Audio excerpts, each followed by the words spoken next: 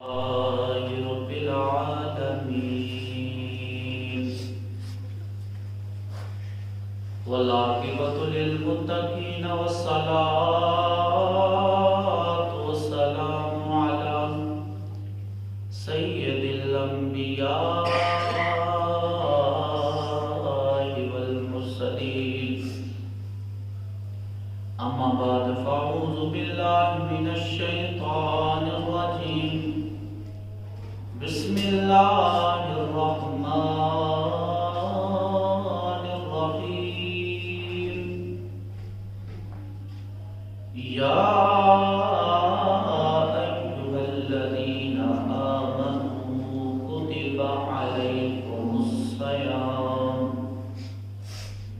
كما كتب على الذين من قبلكم لعلكم تتقون صدق الله مولانا العظيم وصدق رسوله النبي الكريم إن الله وملائكته يصلون على النبي يا أيها الذين آمنوا صلوا عليه وسلموا تسليما بابا بلدي الصلاة والسلام عليك يا سيدي يا رسول الله الصلاة والسلام عليك يا سيدي يا حبيب الله الصلاة والسلام عليك يا سيدي يا نور الله وعلى آلك وأصحابك يا خاتم النبيين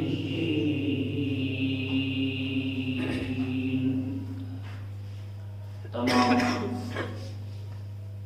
تعریفیں توصیفیں اس مالک کائنات کے لیے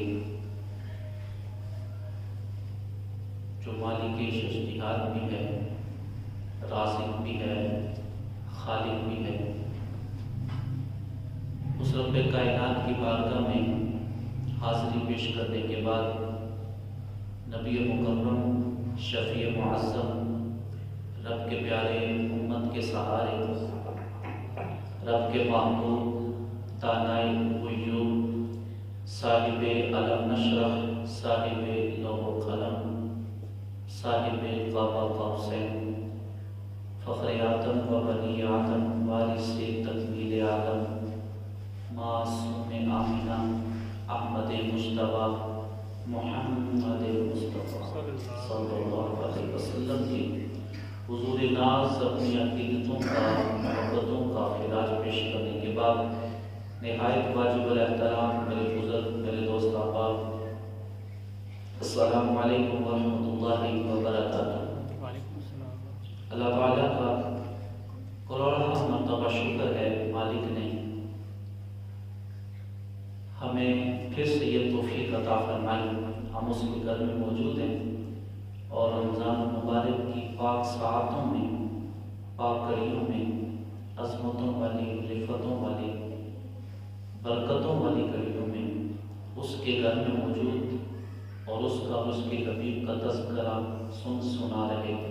اللہ تعالیٰ اس عمل کو اپنی بارگاہ میں قبول فرمائے اور اس کی جزا کے طور پر ہمارے والدین کی، ہمارے آبا و اجداد جو اس دنیا کو چھوڑ کے چل بسے، سب کی بخشش و مغفرت فرمائے، کیونکہ یہ رمضان کا مہینہ ہے اور جو آیت کریمہ تلاوت کرنے کا مجھے رب تعالیٰ نے شرف بخشا، یا ایھا الذین آمنوا، کہ اے ایمان والوں، کتب علیکم الصیام، کہ تم پر روزے فرض کیے گئے، کما کتب علی الذین، جیسے اگلوں پر فرض کیے گئے تھے، من قبلکم لعلکم تتقون، تاکہ تم پرہیزگار بن جاؤ، پرہیزگاری اختیار کر لو، یا تمہیں تقوی ملے، پرہیزگاری ملے۔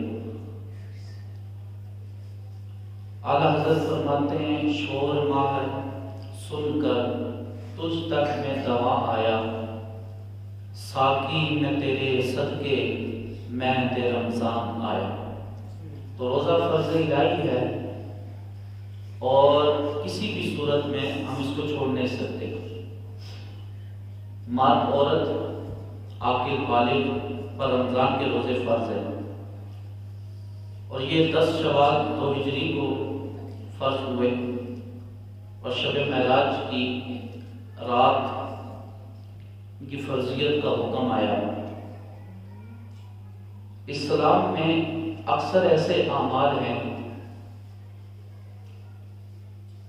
کہ پیچھے کسی نہ کسی نیک بندے کی یاد موجود ہوتی ہے، اور مقصود یہ ہوتا ہے کہ اس کی یاد تازہ رہے اور وہ عمل تعصب قیامت جاری رہے۔ جیسے عرفات کے میدان میں حج کا فریضہ حضرت آدم علیہ السلام کی یادگار ہے، قربانی کا نیک عمل حضرت ابراہیم کی پیاری سنت ہے، اسی طرح صفا اور مروہ کی پہاڑیوں کے درمیان دوڑنا صحیح کرنا حضرت سیدہ حاجرہ رضی اللہ تعالی عنہا کا عمل، اور جب بندہ وہاں پہ دوڑتا ہے تو ان کی یاد تازہ ہوتی ہے۔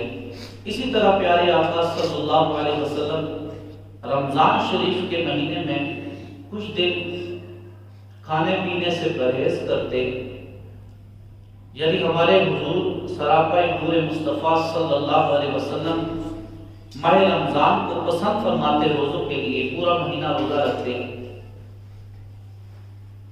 تاکہ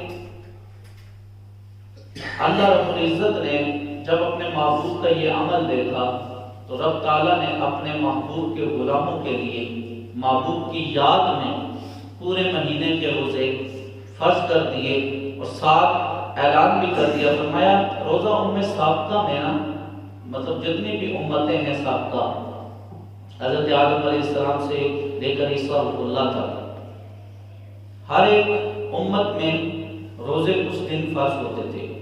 خود رب فرماتا ہے کہ میں نے تم پر روزے فرض کیے تو تم سے سابقہ امتوں پر بھی فرض تھے۔ حضرت آدم علیہ السلام ہر ماہ کی 13، 14 اور 15 تاریخ کو روزہ رکھتے، حضرت نوح علیہ السلام پورے سال روزہ رکھتے، حضرت داؤد علیہ السلام ایک دن روزہ رکھتے، ایک دن روزہ نہیں رکھتے، چھوڑ دیتے، حضرت عیسیٰ ایک دن روزہ رکھتے تھے اور 2 دن نہیں رکھتے تھے، اور محبوب کریم صلی اللہ علیہ وسلم پورا مہینہ ماہ سیاق رمضان المبارک میں روزے کا اہتمام کرتے۔ تو یہ امت سابقہ میں بھی رمضان المبارک کی برکتیں اور رحمتیں اللہ تعالیٰ نے اس امت پر بھی برسائی، اور غنیمت کے طور پر محبوب کی امت کو یہ ماہ سیام عطا فرمایا، بخشش کے لیے، مغفرت کے لیے، اپنی رحمتوں کے نزول کے لیے، اپنی رضا کے لیے، اپنی خوشنودی کے لیے، کہ بندہ اس کے آگے جھکے، اس کے حضور پیشانی جھکائے، توبہ استغفار کرے، اللہ تعالیٰ اس کے گناہوں کی معافی عطا فرما دے۔ تو اسلامی عبادات کا پورا امتیاز یہ ہے، جتنی بھی اسلام کی عبادات ہیں اس کا پورا امتیاز یہ ہے کہ اللہ تعالیٰ کی رضا اور اس کا قرب کا ذریعہ ہے۔ آپ جو بھی عبادت کریں گے اللہ تعالیٰ کی رضا کے لیے تو اللہ تعالیٰ اپنا قرب عطا فرما دے گا۔ اور پھر اسلام کی جتنی عبادات ہیں وہ تربیت کر رہی ہوتی ہیں، چاہے کوئی بھی عبادت ہے وہ آپ کی تربیت کر رہی ہوتی ہے۔ تو دور حاضر میں ہم جتنے بھی ہیں، ہم عبادات میں جتنی بھی سستیاں کرتے جا رہے ہیں اتنی ہم تربیت سے ناقص ہیں، پیچھے ہیں۔ پہلے جتنے بھی حضور کے غلام ان فرائض کی عبادات کا خیال رکھتے تھے، غافل نہیں تھے، سستی نہیں کرتے تھے، ان کے پابند تھے تو ان کی تربیت ہو رہی ہوتی تھی، ان کی تربیت ہوتی۔ اور ہم جتنے سست ہیں، جتنی ہم غفلت کرتے ہیں، اتنی زیادہ ہماری تربیت میں کمزوری آتی جا رہی ہے۔ اب دیکھیں کہ رمضان المبارک جب یہ روزے فرض ہوئے تو اصل میں اس کی تربیت کیا ہو رہی ہے؟ اس سے قبل نماز دیکھ لیں، نماز عظیم الشان عبادت ہے، سب سے زیادہ عزت والی، شان والی، جس کے لیے ہم پوری زندگی دنیا میں گزار دیتے ہیں، اس پیشانی ماتھے کے لیے. یہ کسی کے آگے جھک جائے تو ہم کہتے ہیں جی یہ تو زندہ ہی مر گیا ہے. پوری زندگی ہم اس پیشانی کے لیے اس سر کو کسی کے آگے نہیں جھکاتے کہ یار یہ نہیں جھکنا چاہیے.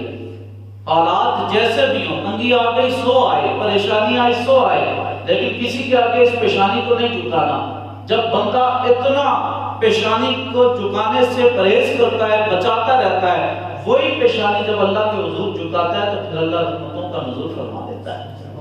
ایک حدیث مبارکہ کا مفہوم ہے، سن لیں کہ فرمایا کہ جب بندہ نمازی نماز کے لیے ارادے سے آتا ہے تو ظاہر سی بات ہے گناہوں کا بوجھ اس کی کندھوں پر ہوتا ہے. جب وہ مسجد میں داخل ہوتا ہے عبادت کی غرض سے، نیت سے، تو جب اللہ اکبر وضو کر کے اللہ اکبر اللہ کے حضور کھڑا ہوتا ہے تو اللہ فرشتوں کو حکم دیتا ہے، فرشتوں اس کی کندھوں سے گناہوں کا بوجھ ہٹا کر سائڈ پہ رکھ دو. گناہوں کا بوجھ ہٹا کر سائڈ پہ رکھ دیا جاتا ہے. جب وہ عبادت کر چکا فارغ ہو جاتا ہے، جب دعا مانگ کر جانے لگتا ہے تو فرشتے عرض کرتے ہیں یا رب العالمین گناہوں کا بوجھ اتارا تھا، کیا واپس رکھ دے؟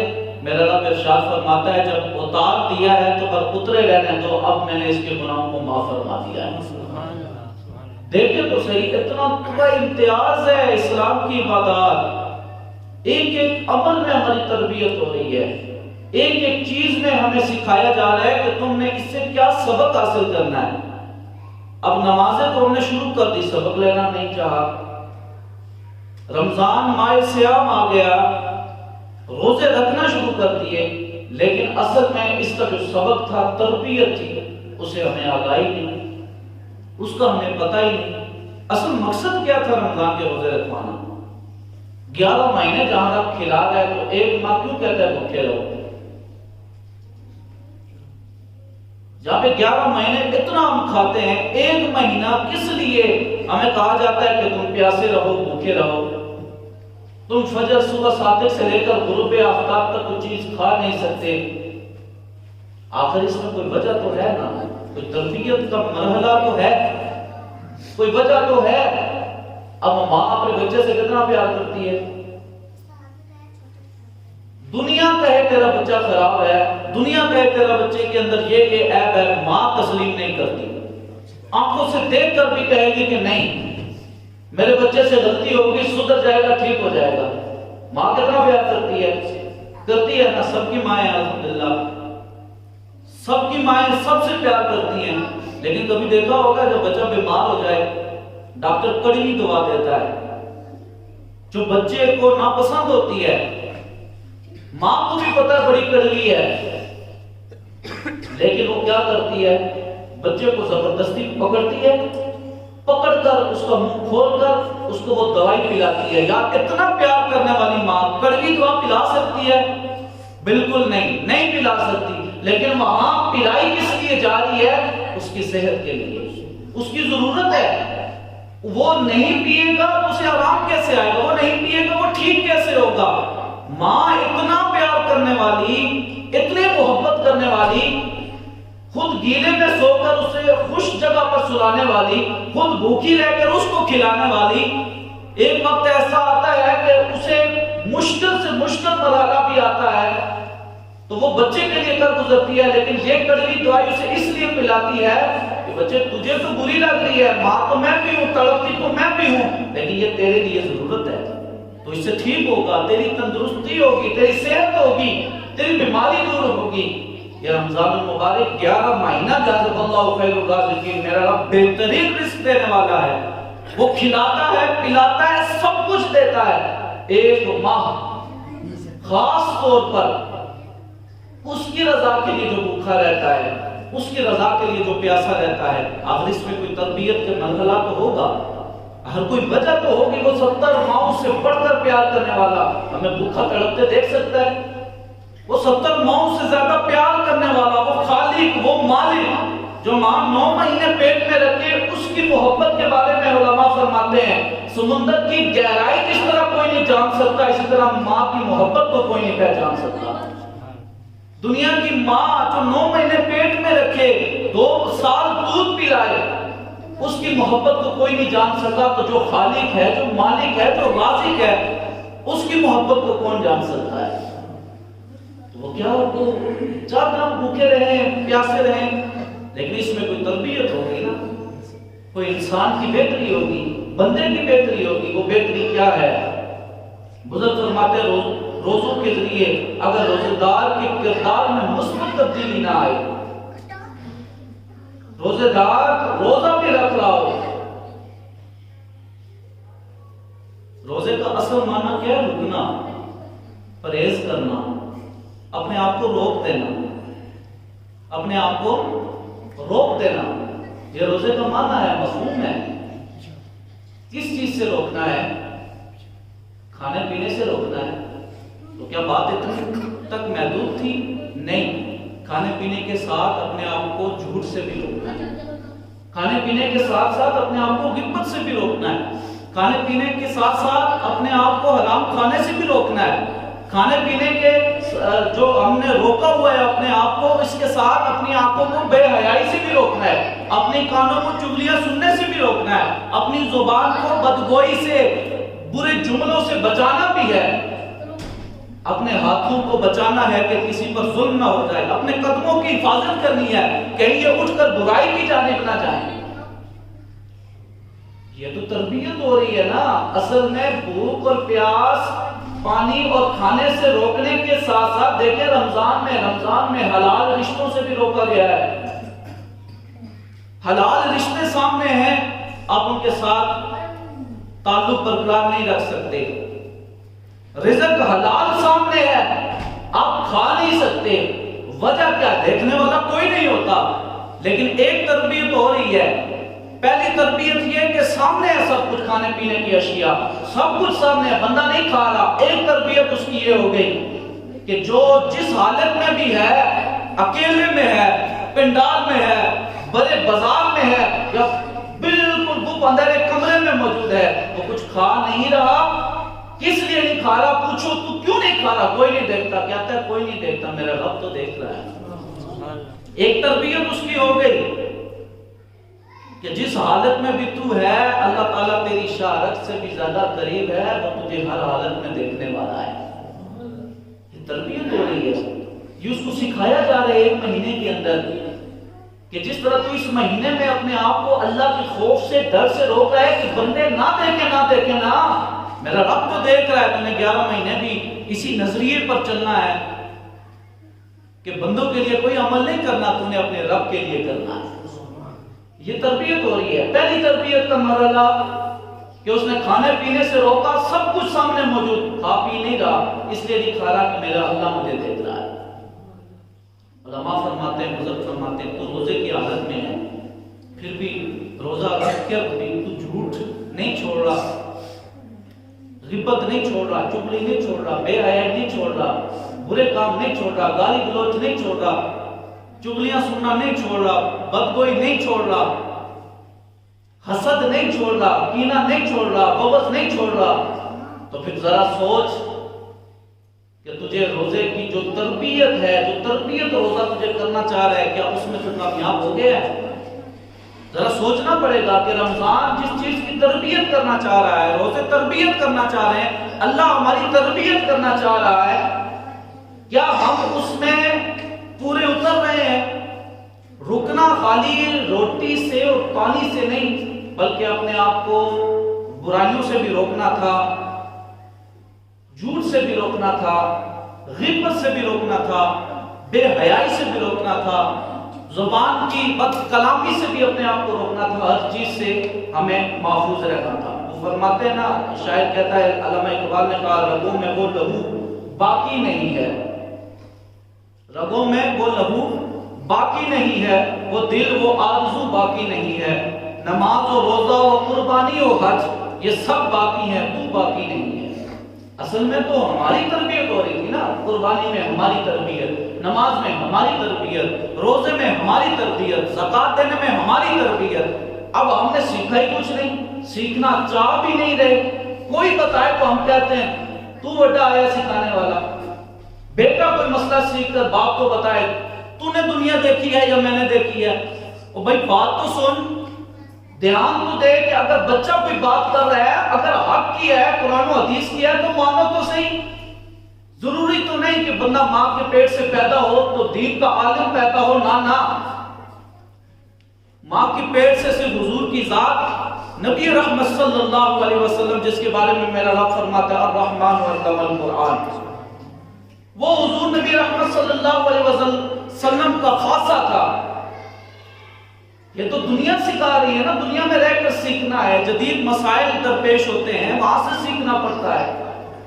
اگر میں ممبر پہ بیٹھا ہوں، مجھے کسی مسئلے کا علم نہیں ہے، کوئی مجھے بتاتا ہے، میرے نالج میں نہیں ہے، میرے مطالعے میں نہیں ہے، میری آنکھوں کے سامنے سے نہیں گزرا، میں نے نہیں سنا، تو اس کا مطلب ہے دنیا میں وہ مسئلہ ہی نہیں، دنیا میں وہ حدیث ہی نہیں، دنیا میں وہ قرآن کی آیت ہی نہیں۔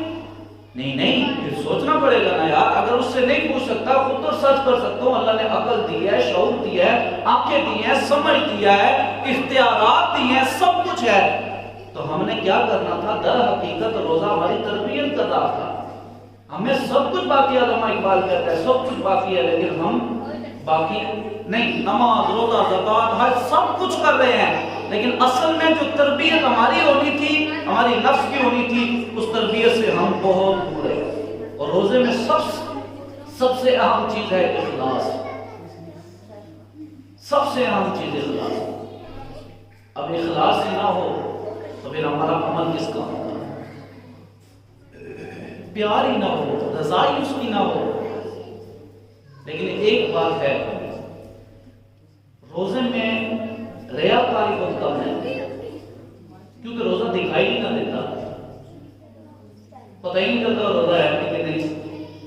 اب بندہ آ رہا ہے، اس نے روزہ نہیں بھی رکھا، مومن کا غالب گمان یہ ہوگا کہ روزے ہیں تو اس نے روزہ تو رکھا ہوگا، دیکھ جو نہیں رہا۔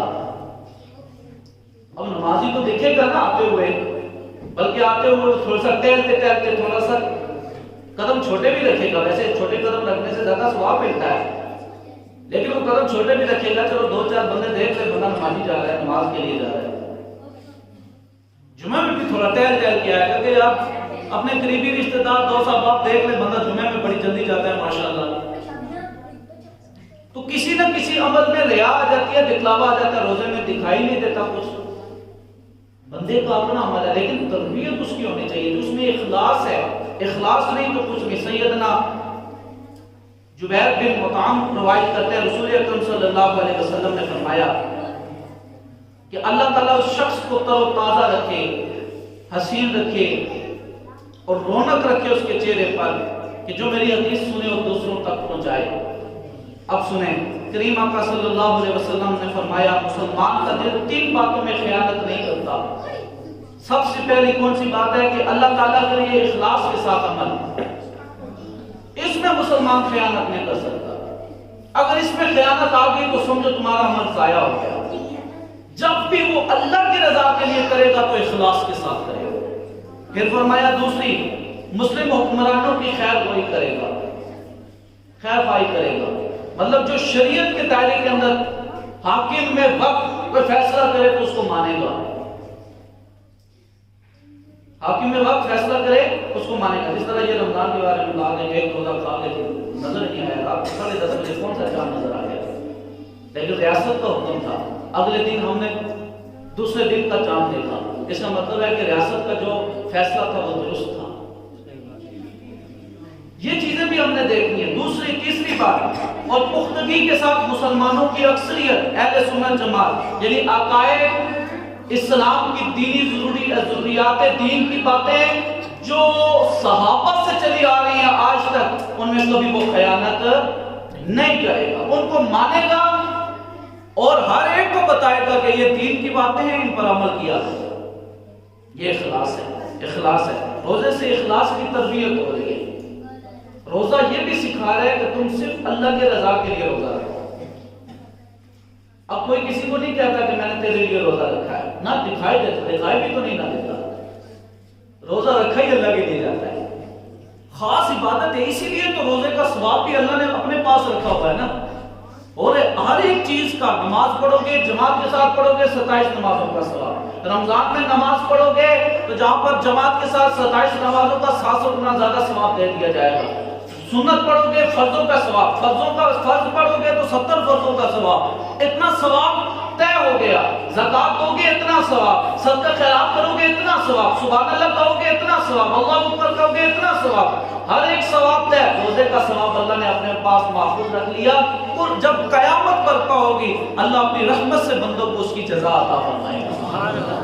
اب جس کا جتنا اخلاص ہوگا اللہ اس کو اتنی جزا عطا فرمائے گا. لیکن ایک بات یاد رکھنا، میرے کریم آقا صلی اللہ علیہ وسلم ابو ہریرہ راوی ہیں، فرمایا قیامت کا دن یہ بھی ہوگا، مفہوم بیان کر رہا ہوں، کہ جب لوگوں کے عمل ان کے منہ پہ مارے جائیں گے. قاری کا قرآن پڑھنا ان کے منہ پہ مارا جائے گا، روزے داروں کو روزے ان کے منہ پہ مارے جائیں گے، نمازیوں کی نمازیں ان کے منہ پہ مارے جائیں گی، صدقہ خیرات زکات دینے والوں کے صدقہ خیرات زکات ان کے منہ پہ مارے جائیں گے. کیا ہوگا؟ اس میں دکھلاوا آ جائے گا.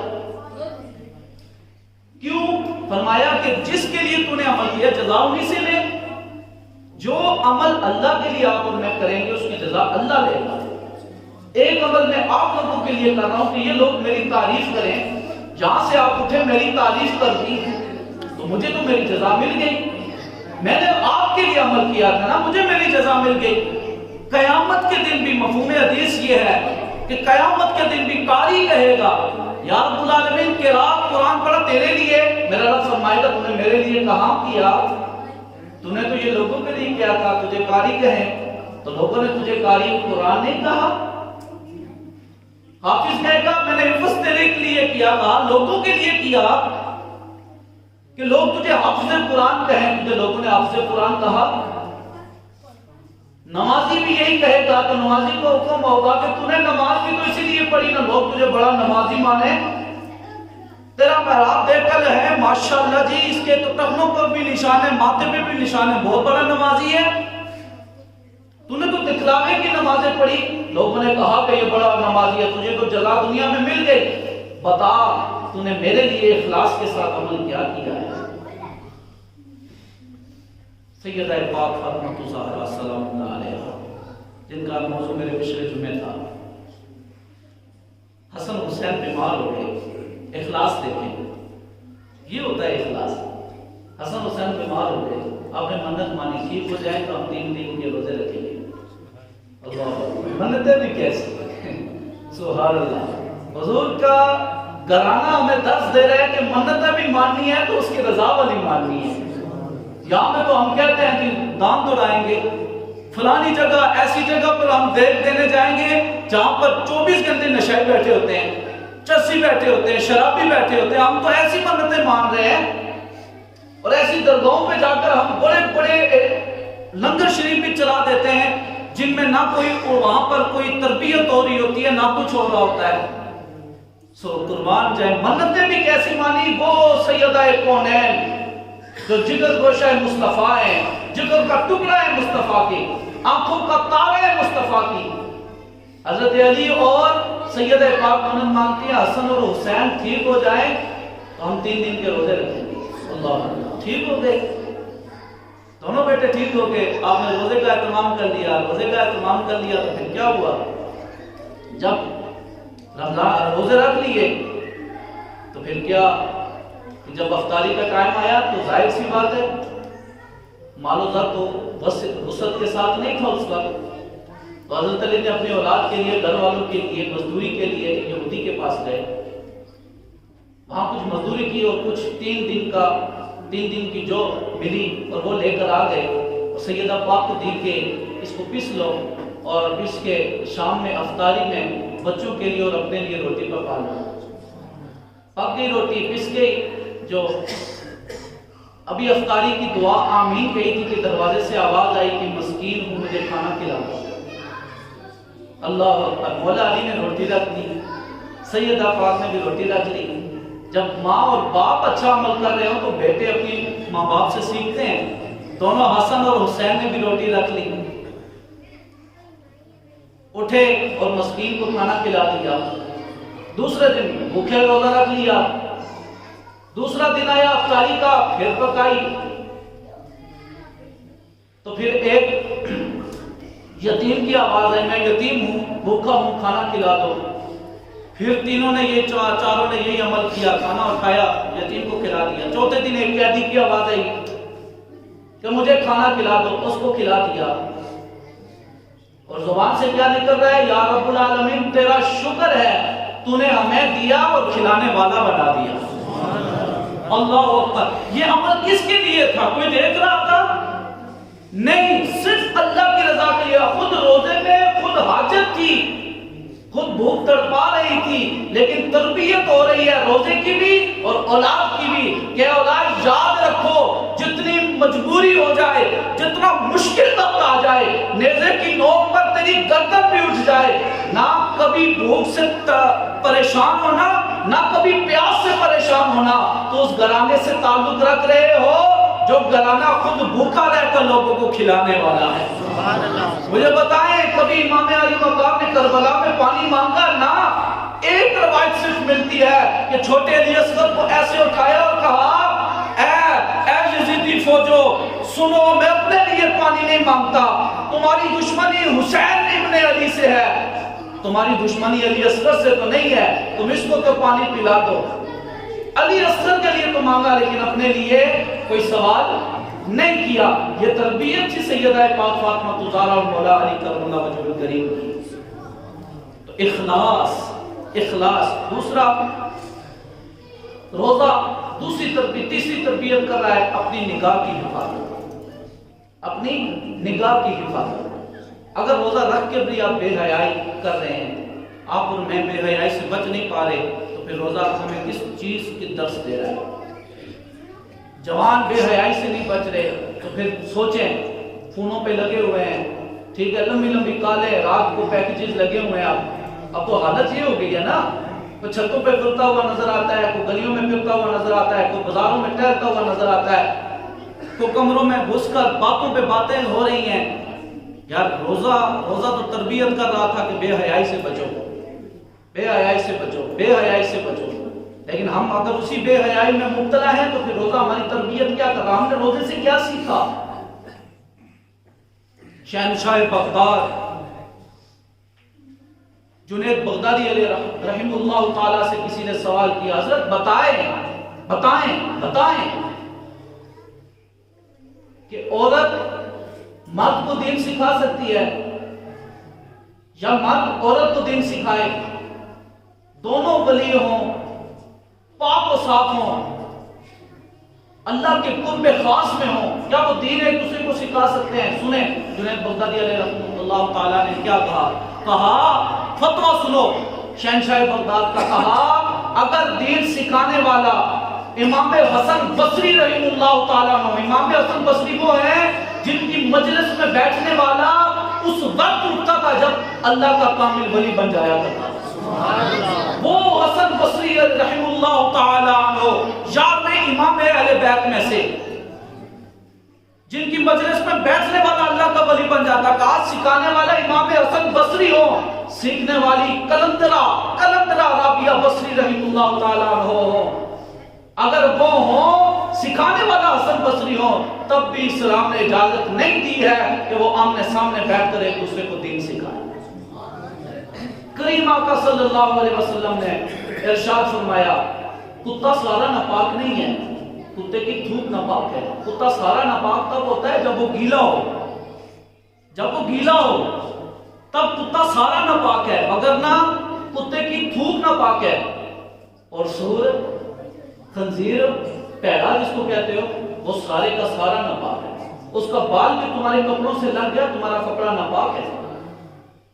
سنیں میرے کریم آقا صلی اللہ علیہ وسلم نے ارشاد فرمایا, میرے کریم آقا نے ارشاد فرمایا کہ سور, خنزیر کیچڑ میں لپٹا ہو, سارے جسم پر اس کے کیچڑ لگا ہو, گندگی لگی ہو, خود پہلے سے ہی گندا ہے, پھر گندگی لگی ہو, اور وہ تمہارے جسم سے ٹکرا جائے, یہ کئی درجے بہتر ہے کہ تمہارے جسم سے کوئی غیر محرم عورت ٹکرا جائے.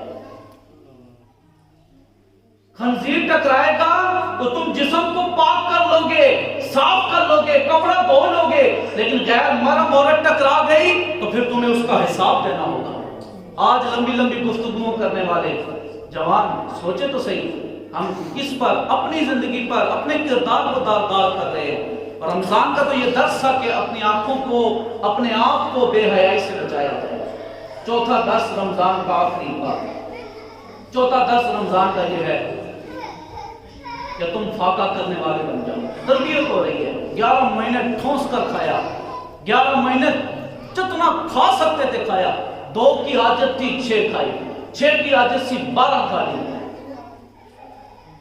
دال سے گزارا چل سکتا تھا جا کے کڑھائیاں کھائی، جو مرضی ہے تم نے کھایا، 11 مہینے کھا لیا، 1 مہینہ تمہیں ایک تربیت دی جا رہی ہے، وہ فاقہ کشی کی دی جا رہی ہے کہ فاقہ اختیار کرو، فاقے سے تمہارے اندر کو روح کو نور ملے گا، تمہاری تربیت ہوگی، تمہیں طاقت ملے گی۔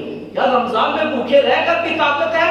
سنو کریم آقا صلی اللہ علیہ وسلم کی حدیث کا مفہوم ہے، جو اللہ کی رضا کے لیے روزہ رکھتا ہے اللہ تعالیٰ اسے صحت عطا فرماتا ہے۔ آج جوان کہتے ہیں، بوڑھے کہتے ہیں روزہ نہیں رکھتے، بھوک لگ جاتی ہے جی، پیاس نہیں برداشت ہوتی جی، بہت بھوک لگتی ہے، ایسے لگتا ہے مر جائیں گے۔ خود حضور فرماتے ہیں جو روزہ رکھے گا اللہ تعالیٰ اس کو صحت عطا فرمائے گا۔ ابھی ہم ٹھونس ٹھونس کر کھا رہے ہیں نا، اس وقت سے بچیں کہ جب ایک وقت ایسا آئے، کتنے مریض آپ کی آنکھوں کے سامنے، مجھ سے زیادہ تجربہ ہے آپ بزرگوں کا، آپ نے ایسے مریض بھی دیکھے ہوں گے، ہزاروں نعمتیں اس کے پاس ہیں لیکن دلیے کے سوا کچھ نہیں کھا سکتا، ہزاروں نعمتیں اس کے پاس ہیں لیکن وہ خاص شربت کے علاوہ کچھ نہیں پی سکتا، ہزاروں نعمتیں، کروڑوں کی جائیداد، پیسہ ہے لیکن خوراک کی نالی لگی ہے، اس کی زبان خشک ہو گئی ہے، اب وہ روٹی چبا کر کھا نہیں سکتا۔ یار اس وقت سے بچیں، اس وقت سے بچیں، اپنے آپ کو بچائیں۔ حضور نے فرمایا کہ روزہ رکھتا ہے اللہ تعالیٰ اس کو صحت عطا فرما دیتا ہے، اس کو صحت دیتا ہے۔ پھر فاقہ کشی خود درس دیا کہ اس میں بھوکے رہو گے تو تمہاری روح تر و تازہ ہوگی۔ حضور نے فرمایا جو جتنا زیادہ کھاتا ہے شیطان اس پر اتنا زیادہ حملہ ہوتا ہے، جو جتنا اپنے آپ کو بھوکا رکھتا ہے اتنا زیادہ شیطان کے مکر و فریب سے بچا رہتا ہے۔ آج رمضان میں ہم نے کیا گیا ہے، صبح ٹھونس کر سحری کھائی تو فجر کی جماعت میں بھی نہ آئے، ظہر میں بھی نہ دکھے، عصر میں بھی نہ دکھے، مغرب میں تھوڑی دیر آئے بھاگتے چلے گئے، پھر جا کر ٹھونس کے روٹی کھائی، تراویاں وہیں پہ رہ گئی، تراویح وہیں پہ رہ گئی۔ میرے کریم آقا صلی اللہ علیہ وسلم نے ارشاد فرمایا، مفہوم حدیث یہ ہے، جو دن کو روزہ رکھے اللہ تعالیٰ اس کو جزا عطا فرماتا ہے، اور پھر جو رات کو قیام کرے، یا پوری رات کون کرتا ہے؟ تم نماز تراویح پڑھ لو، صلاۃ اللیل میں یہ ہے تمہاری پوری رات کی عبادت کا ثواب مل جاتا ہے۔ پورے ماہ رمضان میں کوئی قرآن نہیں ختم کر رہے یار، سوچے نا، پورا سال تو ہم نے قرآن کو ہاتھ نہیں لگایا، یہ قرآن شریف ہے، ایسے کوئی ہاتھ نہیں لگاتا۔ واللہ یہ اگر بچے قرآن نہ پڑھ رہے ہوں مسجد میں، ان پر جتنی دھول پڑی ہو، میں آپ کو اب سٹور کھول کے دیکھیں آپ حیران رہ جائیں گے دھول کتنی ہے قرآنوں پر۔ وہ یہ نہیں کہتا، اللہ تعالیٰ ان گھروں کو آباد رکھے جن گھروں میں قرآن کی تلاوت ہو رہی ہے۔ اگر رمضان میں بھی ہم قرآن کا ختم شریف نہ کر سکیں تو پھر ہماری زندگی کا کوئی مقصد رہا؟ میرے کریم آقا صلی اللہ علیہ وسلم نے فرمایا، رمضان اور قرآن یہ 2 عمل ایسے ہیں جو بندے کو قبر میں کام آئیں گے۔ یا رسول اللہ کیسے؟ کہا جب بندہ مر جائے گا، گم اندھیرا ہوگا قبر میں، اس وقت رمضان اس کے سرانے کھڑا ہو کر کہے گا، اے فرشتوں اس سے حساب لو، لیکن سن لو یہ وہ بندہ ہے کہ جو دن پوری میرا اہتمام کرتا تھا، بھوکا اور پیاسا رہتا تھا صرف اللہ کی رضا کے لیے۔ شفاعت کریں گے، اور پھر قرآن کھڑا ہو جائے گا، کہا سنو فرشتوں یہ اس کی شفاعت اس لیے کر رہے ہیں، دن کو یہ روزہ رکھتا تھا، رات کو یہ کھڑے ہو کر قرآن کی تلاوت سنا کرتا تھا۔ اللہ اکبر۔ تراویحوں کا کوئی عام ثواب ہے یار؟ پڑھ نہیں سکتے تو کم سے کم سن تو سکتے ہیں نا، پونے گھنٹے کی بات ہوتی ہے ٹوٹل ثواب پارا ہو جاتا ہے۔ فاقہ کشی سکھائی جا رہی ہے اور تربیت کی جا رہی ہے کہ تم نے ایسے رمضان گزارنا ہے۔ حضور نبی رحمت صلی اللہ ابو ہریرہ فرماتے ہیں کہ جب بھی مجھے بھوک لگتی، ظاہر ہے تنگ دستی تھی، اس وقت حالات ایسے تھے، کفر کے ساتھ جنگیں ہو رہی تھی، کہا مجھے جب بھوک لگتی تو میں سیدھا حضرت عمر کی بارگاہ میں چلا جاتا، اور صحابہ کا یہ حضور کی صحبت کی وجہ سے یہ معمول تھا کہ جو آقا سوال کرنے کے لیے پہلے اسے کھانا کھلایا جاتا، پھر اس کی حاجت پوری کی جاتی۔ اور الحمدللہ ہمارے درگاہ عالیہ فاضلیہ چشتی گڑھی شریف ہمارے پیر و مرشد نے اس دن بھی اعلان کیا، انہوں نے کہا بڑے پیر فاضل شاہ صاحب کا یہ خاصہ تھا کہ جو بھی آپ کے پاس آتا سب سے پہلے آپ اس کے لیے کھانا پیش فرماتے، بعد میں اس سے گفتگو کا آغاز فرماتے۔ یہ خاصہ ہوتا ہے، قاعدے میں بھوک لگتی تو حضرت عمر کے پاس چلا جاتا، وہ سوال بعد میں حل کرتے، پہلے کھانا کھلاتے۔ میں نے بھوک لگی ہوئی تھی، گھر میں کچھ نہیں تھا، میں حضرت عمر کی بارگاہ میں حاضر ہوا، حضرت عمر نے پوچھا کیسے آنا ہوا، میں نے سوال بیان کیا، حضرت عمر نے سوال کا جواب دیا۔ میں حیران تھا کہ آج کچھ کھلایا نہیں جا رہا، آج کچھ کھلایا نہیں جا رہا۔ حضرت عمر نے جب مجھے تجسس میں دیکھا تو کہا ابو ہریرہ کیوں پریشان ہو، یہ سوچ رہے ہو کہ کچھ کھایا کیوں نہیں، کھلایا کیوں نہیں؟ کہا کتنے دن سے بھوکے ہو؟ کہا میں نے صبح کھایا تھا، ابھی تک کچھ نہیں کھایا۔ حضرت عمر نے کہا تو صبح سے بھوکا ہے، میں کل صبح سے بھوکا ہوں۔ صحابہ، اور ہم ٹھونس ٹھونس کر کھا کر بھی کہتے ہیں ہاں صحابہ نے کیا کیا یار، یہ ہماری تربیت ہو رہی ہے۔ پھر کہا چلو ابو بکر کے گھر چلتے ہیں کہ وہ بھی پہلے کھلاتے ہیں، بعد میں سوال کا جواب دیتے ہیں۔ ہم ان کے پاس چلے گئے، سوال رکھا، حضرت ابو بکر نے سوال کا جواب دیا۔ تجسس میں ہمیں دیکھا، تعجب میں دیکھا تو کہا کیوں یہ سوچ رہے ہو کہ میں کچھ کھلا کیوں نہیں رہا؟ کہا کتنے دن سے بھوکے ہو؟ حضرت ابو ہریرہ نے کہا ایک دن سے۔ حضرت عمر نے کہا کل صبح سے بھوکا ہوں۔ حضرت ابو بکر صدیق کی آنکھوں میں آنسو آئے، کہا میں 3 دن سے بھوکا ہوں۔ اب آخری بارگاہ تھی مصطفیٰ کریم کی، تینوں صحابہ اٹھے، کہا پھر اب تو رہی تو وہی بارگاہ نہ جو عطا کرنے والی ہے، کون دیتا ہے دینے کو منہ چاہیے، دینے والا ہے سچا ہمارا نبی۔ وہ چلے گئے حضور کی بارگاہ میں، حضور سے عرض کی، حضور نے بھی سوال کا جواب دے دیا۔ اب پریشان حال دیکھا تو حضور تو دلوں کے رازوں کو بھی جانتے تھے، چہرے پڑتے تھے حضور کے سامنے۔ ابھی بھی موجہ شریف کے سامنے جاؤ، تمہیں اپنی حالت ظاہر بیان کرنے کی ضرورت نہیں ہے، واللہ اب روضہ رسول کی جالیوں کے سامنے کھڑے ہو، زبان ساتھ ہی نہیں دیتی، آنکھوں سے آنسو جاری ہوتے ہیں اور دل کیفیت خود بیان کرنا ہوتا ہے مصطفیٰ کی بارگاہ میں۔ صحابہ نے حاجت بیان نہیں کی، میرے مصطفیٰ نے کہا کوئی 1 دن سے بھوکا ہے، کوئی کل صبح سے بھوکا ہے، کوئی 3 دن سے بھوکا ہے، تم سنو تمہارا حبیب 7 دنوں سے بھوکا ہے۔ اللہ، لیکن ایک صحابہ ایسا تھے، میرے کریم آقا نے فرمایا چلو اب اس غلام کے گھر چلتے ہیں جس کے گھر تمہیں بھی کھانا مل جائے گا، اللہ کے حبیب بھی کھانا کھائیں گے۔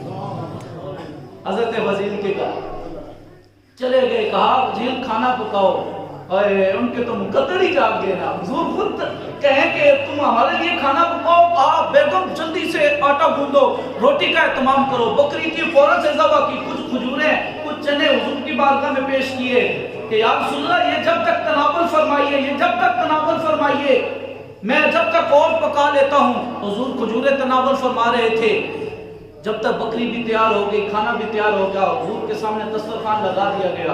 حضور نے ایک روٹی کا ٹکڑا لیا، اس میں کچھ روٹیاں رکھی، جب سامنے آئی تم نوالا منہ کی جانب لے کر جا رہے تھے کہ آنکھوں میں آنسو آ گئے۔ حضرت عمر جو ہر وقت دیدار مصطفیٰ میں مشغول رہتے، کہا حضرت یا رسول اللہ 7 دنوں کے بعد روٹی کھا رہے ہیں، آنکھوں میں آنسو کس وجہ سے؟ کہا اس لیے آنکھوں میں آنسو آ گئے کہ 7 دنوں کے بعد روٹی تو کھا رہا ہوں، کہیں اللہ مجھ سے اس روٹی کا سوال نہ کر لے۔ یہاں پہ ٹھوس ٹھوس کر کھا کے أَرَأَيْتَ الَّذِي يُكَذِّبُ بِالدِّينِ فَذَلِكَ الَّذِي يَدُعُّ الْيَتِيمَ، یتیموں کا مال ہڑپ کر کے ہم ایسے چوٹ پر چھاتی بائیں نکال کر چل رہے ہوتے ہیں، اور وہاں مصطفیٰ کریم اِنَّا آتَيْنَاكَ الْكَوْثَرَ کے مالک، کل اختیار رکھنے والے نبی، ساری امتوں کو، ساری لوگوں کو کھلانے والے، جن کے توسل سے صدقہ سے کائنات کھا رہی ہے، جن کے بارے میں اعلیٰ حضرت فرماتے ہیں کون دیتا ہے دینے کو منہ چاہیے، دینے والا ہے سچا ہمارا نبی، خلق سے اولیاء، اولیاء سے رسول، اور رسولوں سے اعلیٰ ہمارا نبی۔ وہ 7 دن کے بھوکے، 7 دن کی بھوک ہے۔ نوالا منہ کے سامنے گیا اور کہا کہیں اللہ مجھ سے اس بارے میں سوال نہ کرے۔ حضرت عمر کے ہاتھ میں کوئی چیز تھی، آپ نے زور سے نیچے پھینکی، یا رسول اللہ 7 دن کی بھوک ہے، اللہ پھر بھی ہم سے یہ سوال کرے گا کہ کہاں سے کیسے کھایا؟